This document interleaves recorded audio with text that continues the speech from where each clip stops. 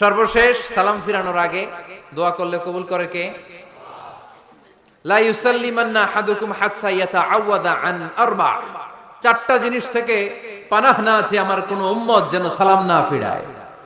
সবাই যেন পড়ে আল্লাহুম্মা ইন্নী আউযু বিকা মিন আযাবিল কবর, আউযু বিকা মিন আযাবি জাহান্নাম, আউযু বিকা মিন ফিতনাতিল মাহইয়া ওয়াল মামাত, আউযু বিকা মিন ফিতনাতিল মাসিহিদ দাজ্জাল। পড়েন আমিন। দোয়া মাসুরা পড়ে এই দোয়াটা পড়ে সালাম ফিরাবেন, কবুল করবে কে?